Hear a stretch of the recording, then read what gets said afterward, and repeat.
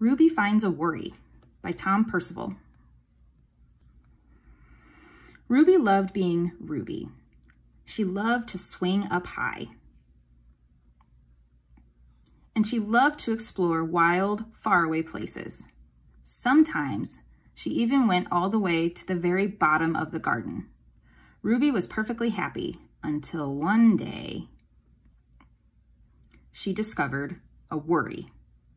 It wasn't a very big worry. In fact, it was so small that at first Ruby hardly noticed it. But then the worry started to grow. Each day it got a little bit bigger. It just wouldn't leave her alone. It was there at breakfast, staring at her over the cereal box. And it was still there at night when she brushed her teeth. The funny thing was that no one else could see Ruby's worry, not even her teacher. So Ruby pretended that she couldn't see it either.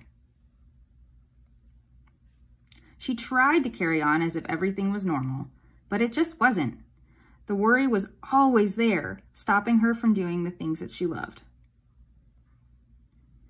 Ruby wondered if the worry would ever go away. What if it didn't? What if it stayed with her forever? Ruby didn't realize it, but she was doing the worst thing you can ever do with a worry.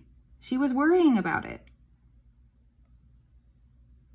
Now the worry was enormous. It could barely fit in the kitchen at dinner time. It filled up half the school bus. And it took up whole rows at the movie theater. The worry became the only thing that Ruby could think about, and it seemed like she would never feel happy again. Then one day, something unexpected happened. Ruby noticed a boy sitting alone at the park. He looked how she felt, sad. And then she noticed something else, something hovering next to him. Could it be a worry? It was. Ruby realized that she wasn't the only person with a worry after all. Other people had them too. She asked the boy what was on his mind, and as he told her, the strangest thing happened. His worry began to shrink. Then Ruby did the best thing you can ever do if you have a worry. She talked about it. As the words tumbled out, Ruby's worry began to shrink until it was barely there at all. Soon, both of their worries were gone. Finally, Ruby felt like herself again. Of course, that wasn't the last time she ever had a worry. Everyone gets them from time to time. But now that she knew how to get rid of them, they never hung around for long. The end.